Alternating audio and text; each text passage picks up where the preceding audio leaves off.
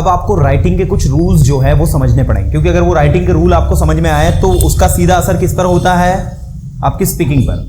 सबसे पहले आप ये चीज को समझे कि आप अगर पास्ट का कंटेंट लिख रहे हो, पहला कंटेंट आपका पास्ट का है, तो वो सारे कंटेंट आपके किस में जाते हैं, पास्ट में। जिस देखो कैसे, जब आप कहते हो मैंने उससे कहा कि मुझे कॉल मत करो क्योंकि मैं क्लास में हूं, है ना, ये आपने लिखा।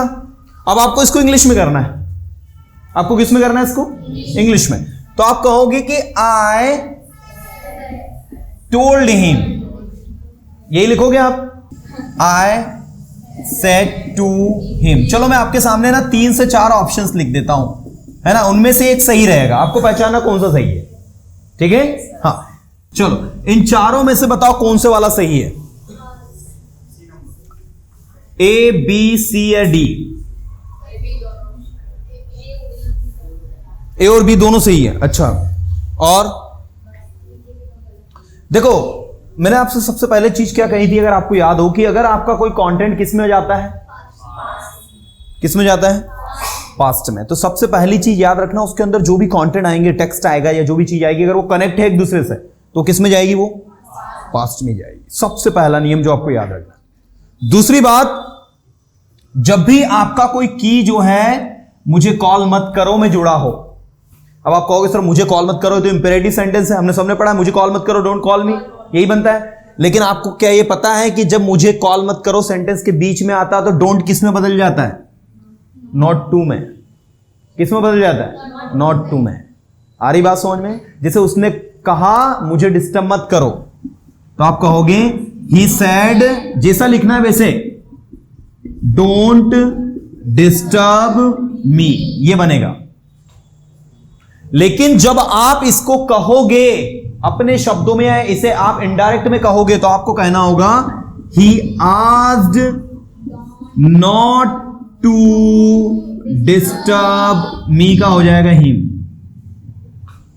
Pronoun change. तो ये फिर आपको कहना होता है, मतलब आपका डोंट किस में बदल जाता है, नॉट टू में।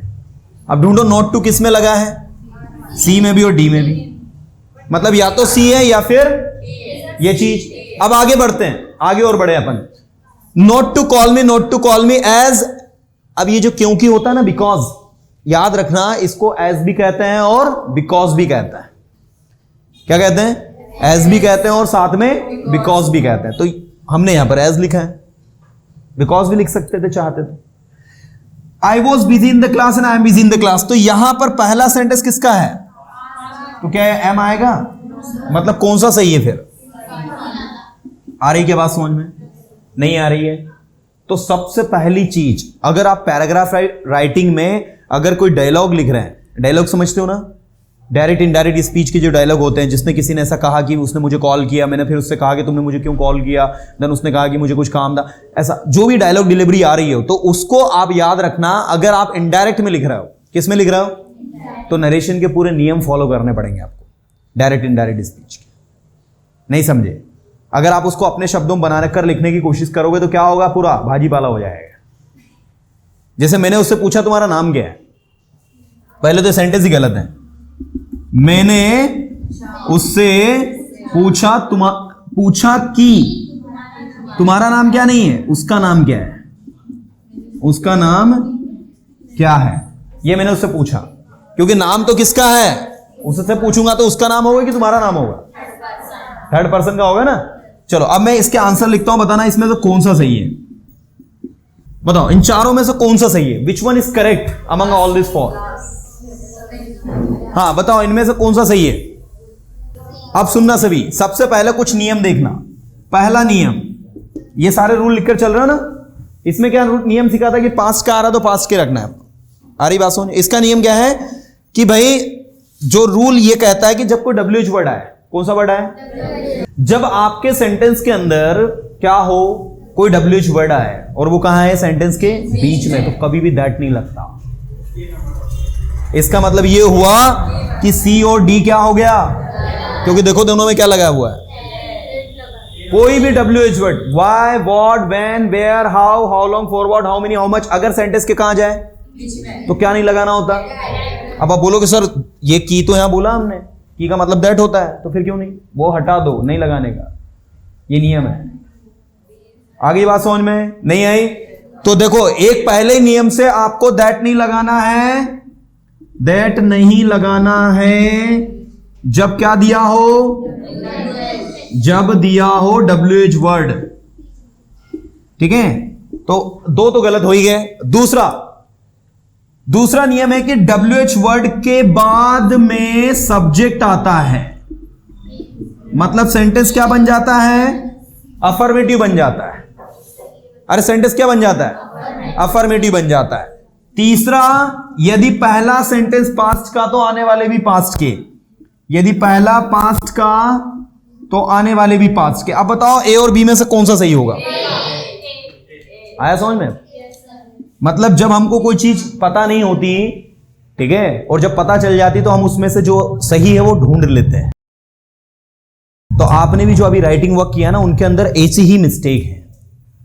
मतलब आप लोगों को मैंने कहा कि चलो पैराग्राफ लिख के बताओ, आपने पैराग्राफ राइटिंग करी, आपने पैराग्राफ राइटिंग के अंदर जो मिस्टेक्स करी है वो मिस्टेक्स ये कनेक्टिव वाली मिस्टेक्स है कि आपको एग्जैक्टली पता नहीं है कि आपको कैसे सेंटेंस को जोड़ना है, कैसे सेंटेंस को सही रूप में बनाना है, एंड दैट इज व्हाई आप इस प्रकार की मिस्टेक को कर रहे हो। तो आपको पता चलिए आप क्या मिस्टेक कर रहे हो। कुछ आया समझ में?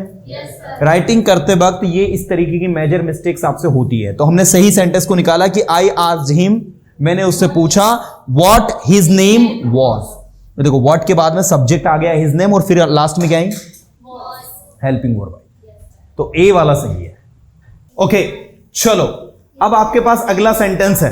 सभी लोग इधर ध्यान दो। क्या तुम जानते हो कि वह क्या कर रहा है क्योंकि मैंने उसे 10 दिनों से नहीं देखा है? ठीक है, आपके ऑप्शंस हैं। ऑप्शन ए, बताओ इन चार में से कौन सा सही है? क्या तुम जानते हो कि वह क्या कर रहा है क्योंकि मैंने उसे 10 दिनों से नहीं देखा है? The options are, do you know what he is doing because I haven't seen him for 10 days? Do you know that what he is doing because I haven't seen him for 10 days? For 10 days उसमें भी लिखा है ना ये, for 10 days. और do you know what he is doing because I haven't seen him for 10 days? And the last one, do you know what he is doing because I haven't seen him for 10 days? कौन सा सही है? आपको rule के according चलना है। Which one is right? According to the rule. जब आप रूल के अकॉर्डिंग जाओगे then you will find the right one. देखो क्या क्या गलत हो जाएंगे वो हटा देते हैं हम सबसे पहले तो, है ना। मैंने उसे 10 दिनों से नहीं देखा है, तो यहां पर प्रेजेंट परफेक्ट कॉन्टिन्यूअस टेंस में सिचुएशन जा रही है ये, तो ये क्या हो जाएगा? गलत। दूसरा सी वाला अगर आप देखें तो व्हाट ही इज लिखा है, सेंटेंस को इंटरोगेटिव बनाया, जबकि WH वर्ड आने पर सब्जेक्ट पहले आता है, मतलब ये भी गलत। डू यू नो दैट लगा दिया, मतलब सही क्या बचा?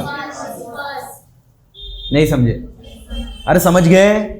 कितने नियम सीखे अभी के? अभी आपने 3 से 4 5 नियम आपको समझ में आ गए होंगे राइटिंग के। अब उन नियम के आधार पर, उस नियम के बेसिस पर अपनी इसको चेक करो। हार्ट सेज, चलो इसमें 3 ही ऑप्शन है, इनमें से एक सही है, बताओ कौन सा सही है? सुनो जो लोग कहे किंतु करो जो तुम्हारा दिल कहे। Listen what people says but do what your heart says. Listen to what people says but do what your heart says. And the last one, listen what people say but do what your heart says. A, B and C. You are having 3 options and let me tell you only one is correct among these 3. सिर्फ एक ही इसमें जो आपका सही है, आपको बताना है कौन सा सही है। Which one is right?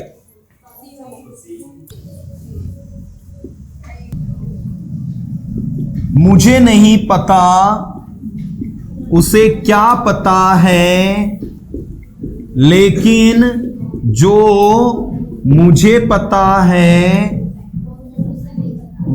वो उसे नहीं पता। ओके चलो, इसकी इंग्लिश के ऑप्शंस हैं ए, बी और सी। मुझे नहीं पता उसे क्या पता है, लेकिन जो मुझे पता है वो उसे नहीं पता। I don't know what does he know, but what I know he doesn't know. Second, I don't know what he know, but what I know he doesn't know. ठीक है भाई. तीसरा, I don't know what he knows, but what I know he doesn't know. Right? बताओ कौन सा सही? अरे सुनो जो लोग कहे किंतु करो जो तुम्हारा दिल कहे. Listen what people says but do what your heart says. Or listen to what people say but do what your heart says, and listen what people say but do what your heart says. कौन सा सही है? ठीक है ना? ये सही है, ये तो गलत है. चलो इधर ध्यान दो. मुझे नहीं पता उसे क्या पता है, लेकिन जो मुझे पता है वो उसे पता नहीं है. बताओ इसमें कौन सा सही है? भाई यहां पर आपका ये गलत जाएगा. क्यों? क्योंकि देखो यहां क्या लिखा है, व्हाट डज होता है क्या? डब्ल्यूएच वर्ड बीच में नहीं आता. दूसरे में देखो ही नो लिखा है, नो नहीं आता. क्या आता है? ये सही है, ये गलत है, ये भी गलत है. समझे कि नहीं? ऐसे इसमें गलत है, ये सही है. अच्छा ऊपर वाला देख लिया था ना हमने. इसे समझदार आदमी ने कहा है कि जिसने भी ग्रामर में पैराग्राफ राइटिंग वाला जो कंटेंट है इसको अच्छे से पढ़ लिया है, वो व्यक्ति किसी में के द्वारा बोली हुई मिस्टेक को ऑब्जर्व भी कर सकता है. आ रही बात समझ में? ये आपकी लैंग्वेज में सुधार लाने का सबसे बेस्ट सोर्स है, सबसे बेस्ट तरीका है. अब इस जितने भी लोग स्पीकिंग में जो मिस्टेक करते हैं ना आप लोग, वो स्पीकिंग की मिस्टेक सिर्फ और सिर्फ इसी चीज से आपकी दूर हो सकती है. वो है आपकी राइटिंग, पैराग्राफ राइटिंग स्किल. कि आप छोटे छोटे पैराग्राफ लिखें 4, 5, 6 लाइन के या 2 लाइन के, 3 लाइन के. जिससे कोई इसमें कितनी लाइन आई है? ये तो बहुत ही छोटा है. I asked her where are you going, 2 line आई बस. मैंने पूछा तुम कहां पार्टी दे रहे हो, बस. अब ये जो है दिस इज कॉल्ड द देसी इंग्लिश. राइट? मतलब इसमें सामने वाले ने जो बताना था वो मीनिंग बता दिया. अब इसको करेक्ट करते हैं. आओ, अगर आप किसी से कोई काम करने के लिए मना करोगे, भाई वहां इन्वेस्ट मत करो, आपका लॉस होगा, तो आप उसको क्या कर रहे हो? सजेस्ट कर रहे हो, एडवाइस कर रहे हो. तो यहां पर टोल्ड नहीं आएगा, यहां क्या आएगा? एडवाइज्ड. अरे क्या होगा? तो आई एडवाइज्ड हिम. डोंट का क्या बताया था आपको? Not to. डू नॉट का नॉट टू. और टू के बाद में इन्वेस्टमेंट जो कि नाउन है, आपको वर्ब लगाना है, तो आप लिखोगे इन्वेस्ट. क्या लिखोगे? तो I advised him not to invest in it या in this. Invest in this मतलब इसमें इन्वेस्ट नहीं करे, लेकिन उसने नहीं सुनी. बट ही, सब्जेक्ट तो लगाना पड़ेगा. बिना सब्जेक्ट के आप यहां पर कोई सेंटेंस डायरेक्ट थोड़ी लिख सकते. लेकिन उसने नहीं सुनी. But he did not obeyed या ही डिड नॉट लिसन या फिर ओबे. ओबे का मतलब भी क्या होता है? किसी की बात को मानना, किसी की आज्ञा को फॉलो करना. दैट्स ओबे, है ना? तो ये आपका एग्जैक्ट बनेगा. आपको टोल्ड कब लगाना होता है पता है? जब आपका सेंटेंस आने वाला अफर्मेटिव है, नेगेटिव हो, तभी टोल्ड करो. अगर आप प्रश्न पूछ लेते, मान लो आप क्वेश्चन कर लेते, फिर क्या लगाते? आस्क्ड. क्या लगाते? जैसे लिखा I told him not invest him.